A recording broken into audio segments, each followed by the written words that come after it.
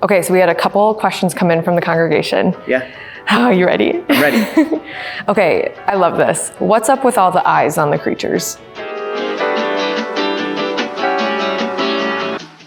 Welcome to this week's episode of The Follow-Up. It's a little bit different. Yeah, we're in a different setting, aren't we? Completely different. And there's one less person here. Yes. Yes, so we are actually going to be doing things a little bit different today. We are doing the follow-up rapid fire. Yes, we actually had a conference this week. And so on Monday, yesterday, and so we couldn't do our normal recording. But we want to make sure that we kept doing this and answering the questions that people have. So rapid fire style. You guys ready? Okay, so starting off, what can believers today take away from the heavenly vision depicted in this chapter, which is chapter 4 of Revelation? Yeah, this chapter was really all about the centrality of worship in heaven, right? Like the whole chapter is basically called the throne room, if you'd had to give it a name. And so the idea for believers is, like, when we get to open the door to heaven and look inside and see what's there, it's God being worshiped. And like, that's such a great picture for us as believers as well. Like if you could open the door of your little heart, inside your body, would your heart be worshiping Jesus? Would Jesus be at the center of it? And that's really kind of the focus of it. Yeah. So good. Okay, next one. Can you shed light on the importance of the crowns that the 24 elders lay before the throne? Yeah, I can actually. The idea there is there's a lot of commentators who believe that those elders are really supposed to represent the people of God. Or sometimes commentators would say that maybe it's all of creation in general. And so as they lay their crowns down, the idea you're supposed to get is admiration and honor for who the king is on the throne, who's God. But also, I like to think about it in this sense of, like, if it represents the people of God and we do things in our lives that are good and glorious and represent God, like, who does that glory belong to? It really belongs to God. And so the idea is that these elders are laying those crowns down because they're recognizing that even though that they may have gotten an accolade or an honor somehow, that it actually ultimately belongs to God. And that's the picture of it. That's such a beautiful picture too, because it's the reminder for us currently that the things we do that we think are good or that are good things that we're bringing to the Lord are nothing. When we view him in all of his glory, that we're just presenting what we've done in honor of him. Yeah, absolutely. Oh. Do you think that this is where Casting Crowns got its name? I think it must be. It has to be, right? The band, yeah, yes. I think so. Okay, next question. How can the modern day church be inspired or guided by the worship scene presented in this chapter? Yeah, what I really love about it is everything is focused on God in worship, in heavenly worship, like in the throne room.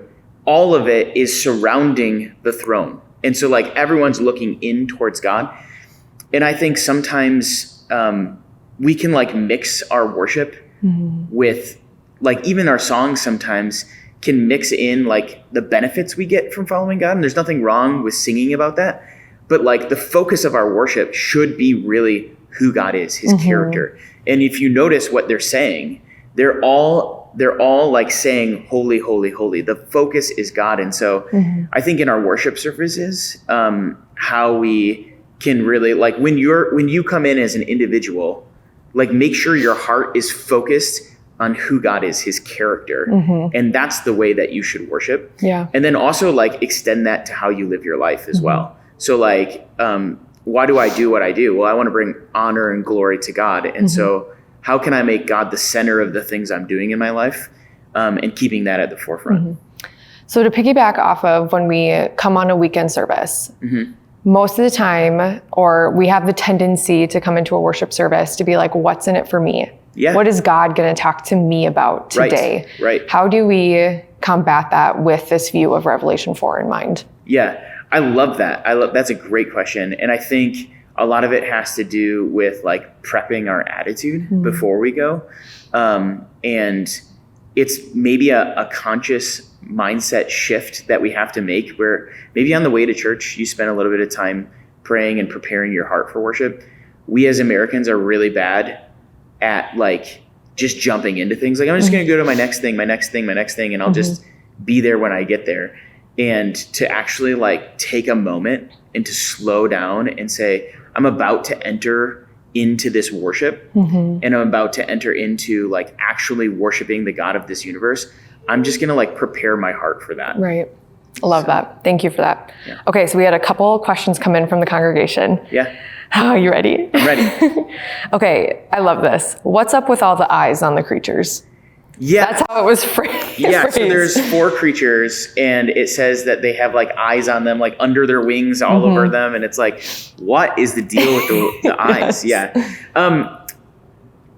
Eyes are representative of where people's attention are, right? Like if you want to know, if you're in a room full of people and you want to know what people are looking at, what their attention is, it's in their eyes. Like whatever you're looking at is what you're paying attention to. And I think that it's supposed to represent this idea that all of their attention is on worship to who's on the throne. Like in that, and there's some other commentators who share things like, well, maybe it's this idea that as these heavenly beings, they're witness to who God is and to his glory, and they're reflecting his glory.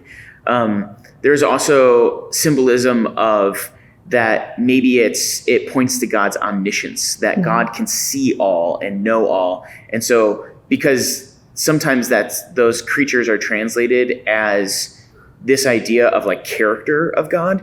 And so his character might include, or does include for sure, that he can see everything in all creation, that he's all seeing and all knowing. And so maybe those eyes represent that as well. So there's like a lot of different interpretations, but either way, it's kind of cool. I mean, to think about, it's a weird image. Yes. Throw that one into an AI generator. Yeah. It'd be very fascinating. Yes. Okay. And then the other question that we got was, why was there 6 wings specifically? Yeah, I did a little bit of research on this one, and I guess we don't fully know. But if you go back to Isaiah chapter 6, it talks about the seraphim, and seraphim, the meaning of the word is burning one. Okay. And so there's these like heavenly beings called seraphim who are burning ones. And in that passage, they have 6 wings. So those are probably different than what we're talking about in Revelation 4, but they have 6 wings. And Isaiah says that they have 2 wings that cover their feet, 2 wings that cover their face, and 2 wings to fly with. And so like, what's interesting about that is like, there is a purpose to them. They don't just have 6 wings randomly. But the idea is like the wings that make them fly are the wings that make them ready to do whatever God asked them to do. So they're prepared to do the bidding of God because they worship him in everything that they do. And then like the idea of it covering their face and covering their feet in Isaiah 6 is supposed to represent like God is so holy that their face can't actually see God. And so maybe there's similar function in Revelation 4. We don't know. It doesn't say that in Revelation 4 that they're covering anything, but certainly they have some sort of function. So go read Isaiah 6 and find a little bit more about creatures in heaven, and maybe that gives you a little bit more information about that. Well, awesome. Well, thank you so much, Bill, for joining us for this rapid fire edition of the follow-up. And next week, we'll be back in studio. Yes. So go back to normal operating procedure, and we'll be studying more into Revelation chapter 5. So if you're not subscribed, make sure you're subscribed so you never miss out on an episode of the follow-up. And we've done a couple extra videos outside of the follow-up. So if you're interested in diving even a little bit more deeper into the book of Revelation, Pastor Ryan did 2 additional videos about understanding Revelation and different end time views. So go back into our channel and go ahead and watch those, and we will see you guys next week. See you next week. Bye.